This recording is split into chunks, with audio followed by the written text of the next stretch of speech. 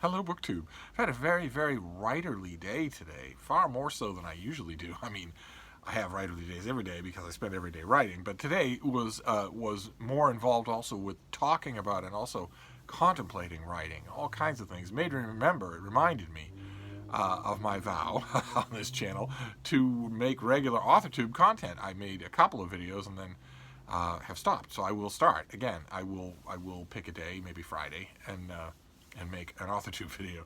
But in the meantime, before we do that, the howling hurricane force winds have stopped.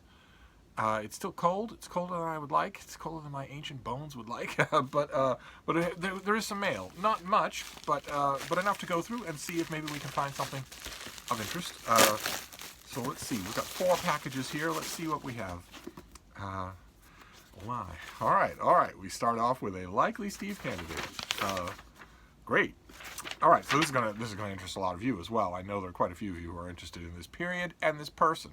This is July. This is due to come out in the first week of July, when it may possibly be approaching acceptable weather temperatures for Steve.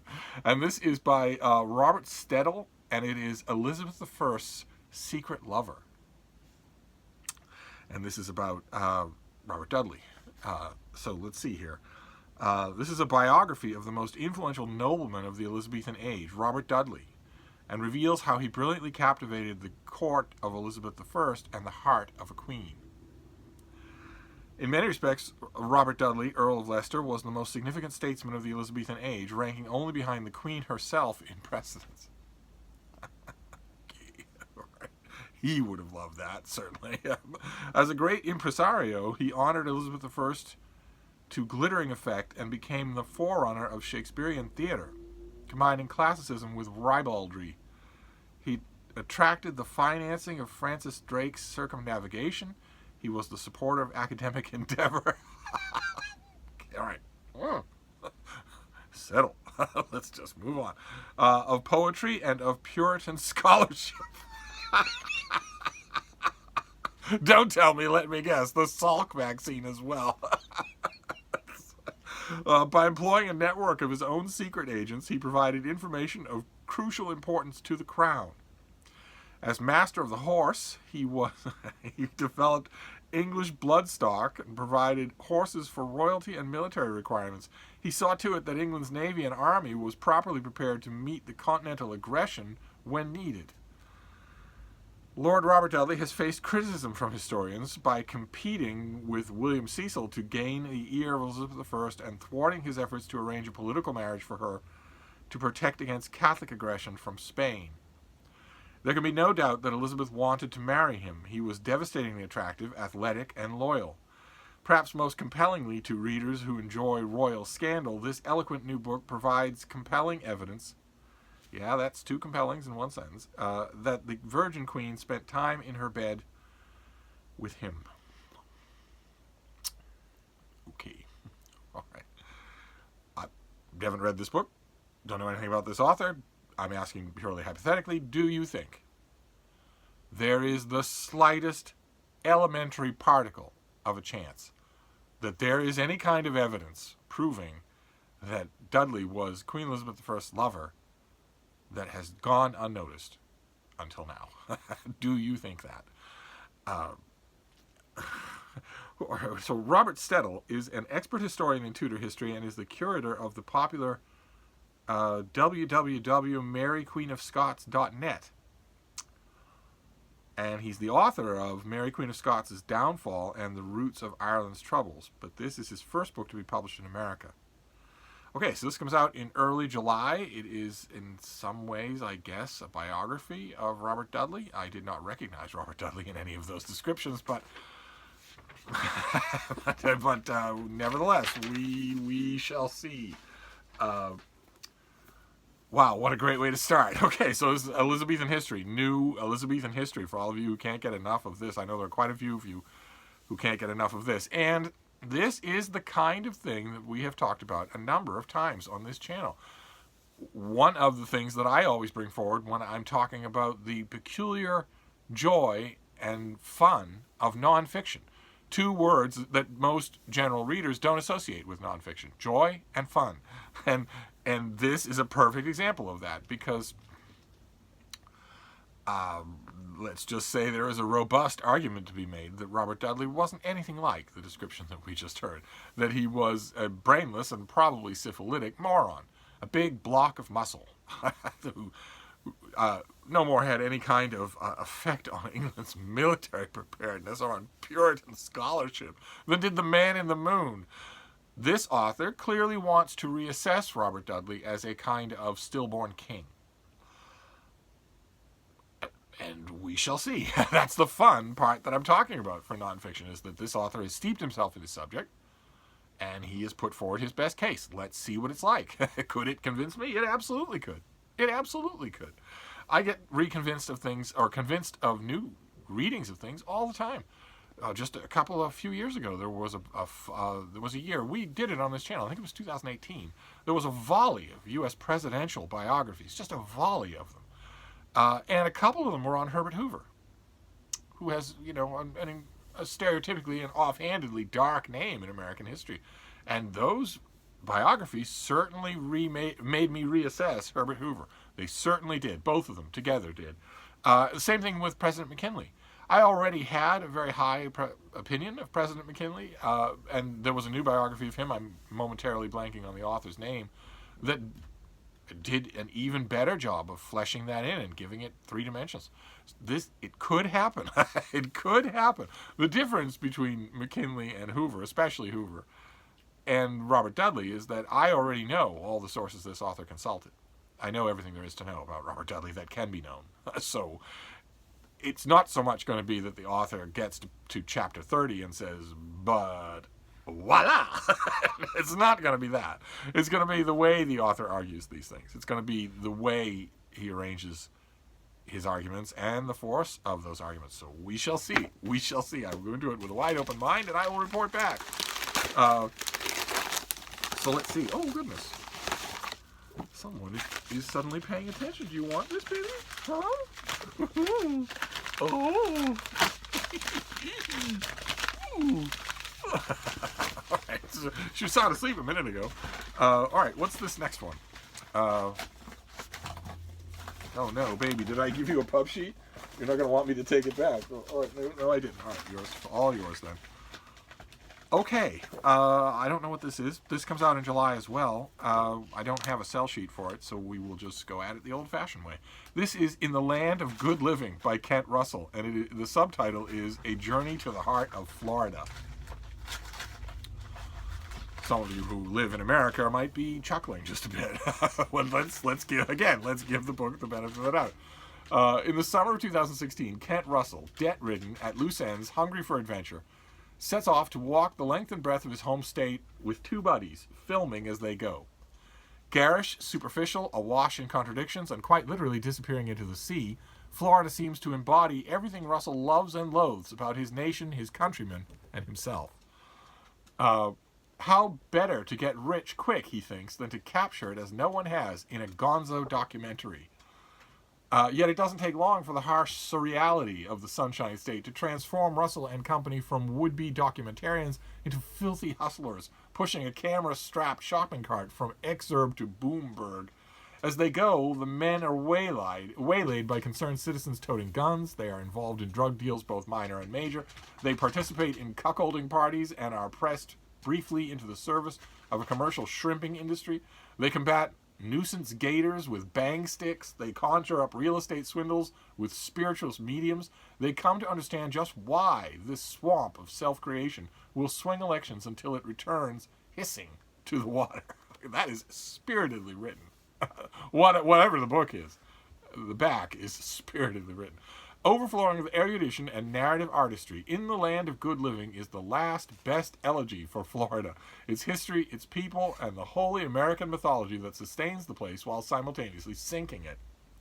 1 part travelogue, 2 parts epic, and written with the gravity, precision, and intellectual ferocity that are fast emerging as Kent Russell's signature style, this brilliant, hilarious, and brazen book is a major leap forward for a prodigiously gifted young writer. Good Lord.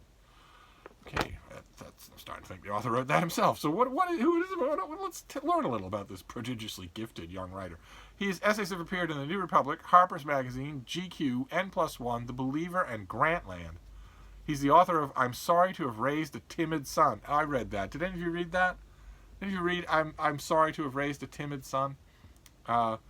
He was born in Florida and now lives, of course, in, say it with me now, Brooklyn. This is going to be a wicked, smart, and almost unbelievable account of a 1,000-mile odyssey down the Florida peninsula. And the reason that I'm cracking up here is the reason that many Americans watching this video will be cracking up might not be quite so well known to those of you who aren't from America, which is the way we think of Florida, immortally characterized on The Simpsons as America's Wang. Florida is the cynosure and absolute hellmouth of weirdness in America, and I would argue in the world. It's, the stereotypical telltale of that kind of weirdness in American pop cultural, in the American pop cultural sphere, is Florida Man. Florida Man is you know that if a news story starts off with Florida Man and the headline is going to go on to say something, you know that the something is going to be utterly bizarre. Retrieved golf ball from gator mouth, lost arm in process, that sort of thing. Florida Man is mythical, and it is accurate as well. I've spent a great deal of time in Florida, and the place is absolutely bonkers. Absolutely bonkers. It has all of the back of the book describes surreality. It is every bit as surreal as Southern California. But Southern California is surreal in a way like the land of the Lotus Eaters in the Odyssey. Southern California is surreal like Lothlorien. It's beautiful all the time. All the people are beautiful. Time doesn't pass there, so it feels weird until you transition, and then good luck getting out because you're stuck. You're already there, and you're perfectly happy. I actually went through that. I lived in Southern California for a little while and realized, to my horror, one day. I forget exactly what the inciting incident was. It was someone was doing something annoying. I think it was in a supermarket, and it was in Southern California, and I forget what the inciting incident was, but I remember vividly thinking, distantly, like I was under layer upon layer of Novocaine. I remember thinking, boy, that's really rude. And then I realized, what are you doing? You should be tearing this person a new one in front of everyone in the whole place. What's happening to you? Once I came to grips with what Southern California was doing to me, I got on, the next train out. But Florida is every bit as surreal as Southern California, but in a very agitated way. It's a bad meth high instead of a smooth heroin high. I don't know any other way to describe it. It's hot and sticky. It's covered all over from one end to the other with gigantic killer reptiles. It's quite the experience. It's quite the experience. It doesn't quite hold true for the Florida Keys, which I know even better than I know Florida. I know the Florida Keys, and there the attitude is very different. But boy, oh boy, the point that is struck a couple of times in the back of this book is absolutely true. The Florida Keys are doomed. Climate change, radical climate change, a warming Earth will sink them all into the ocean, and it won't take long to do. Florida too, same way. Good Lord, go on Google image search and call up a picture of the Miami skyline, of the downtown Miami. It's absolutely flat. The water is right here, and the buildings are right here. They just rise straight up. There are no basements in Florida. The buildings just rise straight up from the water. Crazy, unsustainable, unless you're on some sort of placid man-made lake, but they're not. They're on a shorefront that's rising by a foot every year. So anyway, all right. So we've got 2 more packages to go here. We're doing nonfiction. I wonder if that's going to stay true. Yeah, possibly. Probably the next 2 will be fiction. Fine by me. What have we got next here? Oh. Okay. All right. This next one is indeed fiction. This comes out in late June, when it will still be way too cold for Steve's liking. And this is a romance novel. Those of you who may be new to the channel, there are some of you, quite a few of you, who are new to the channel. Well, actually, I never know. When I say those of you who are new to the channel, I never know how far back to go in orienting you. I am a voracious reader. I am a voluminous book reviewer. I'm a book critic. and that's why I get all these books in the mail that I show you. And a couple of the highlights of getting books in the mail for me are Penguin Classics and romance novels. I get both in the mail. Not as many as I would like. I still have to. I get, as far as I know, I get all the Penguin new releases, but I don't get anywhere near all the romance new releases for every month, and I don't get anywhere near the science fiction releases in mass market. I always feel a little odd requesting a mass market paperback from a publisher. It's a holdover reflex. The reason that I feel odd is because once upon a time these things were priced to be impulse buys. Now they're $10 a piece. It's not at all out of place for me to request a review copy of something. But anyway, this one is, this is $8. An $8 mass market.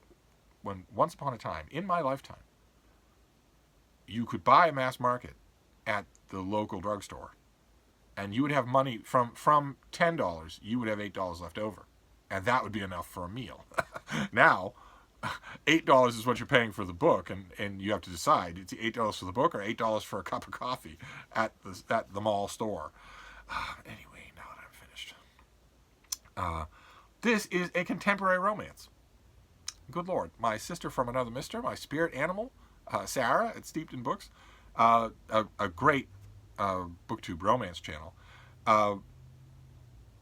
reads a lot of contemporary romance, and watching her channel has been successively guilting me out at how much historical fiction I read that's romance instead of reading contemporary. So I don't turn my nose up at contemporary stuff anymore.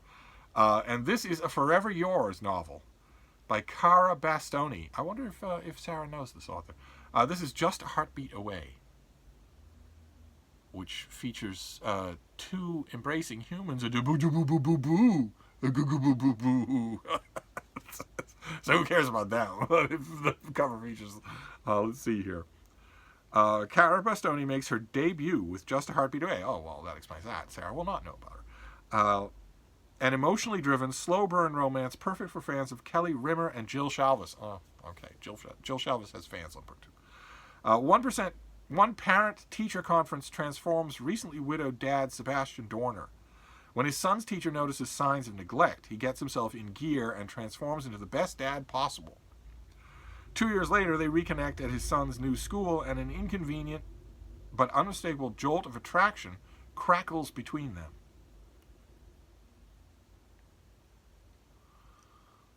Between Sebastian and his son's teacher. Okay. A former foster kid, Via, has finally forged the stable life she's always dreamed of. A new job, steady income, no drama. The last thing she needs are rumors about her and a single dad at the school. But being around Sebastian, Maddie, and their dog, Krabby, feels more and more like the home she's always wanted. Okay, so this is a debut author.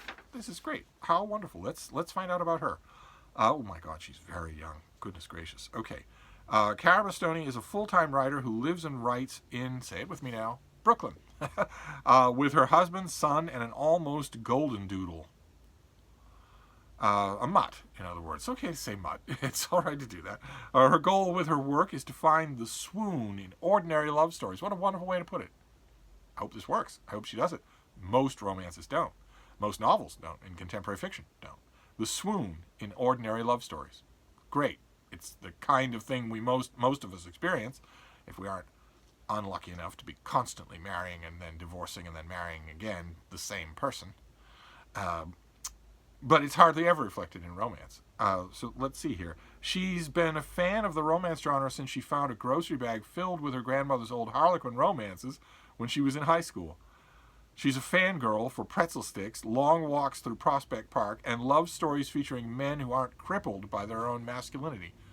I'm sure how you would be crippled by your own masculinity. Would it ooze out of your ear and trip you? I'm not really sure how that would be.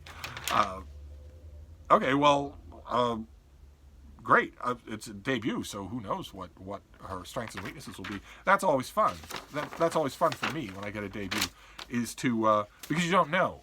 You get a debut work of fiction, whether it's romance or science fiction or just contemporary mainstream fiction. You get a debut work of fiction and you see, let's say you're reading along and on page 41, you get something really good.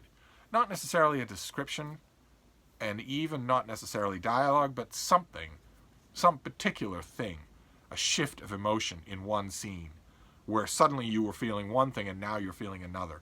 That's not accidental, and it's a difficult thing to manage. Let's say on page 41, she does that really well.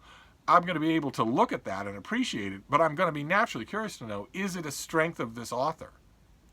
And there's no way that I can know that. There's no way that you can know that with a debut novel. You have to wait for a track record. You have to wait for certain things, strengths or weaknesses, to be repeated before you can know what's characteristic of this author. That can be a little frustrating for a reviewer, but as a reader, it gives a whole sense of exploration to debut novels, because anything could be a strength that the author has completely under control. That'd be great.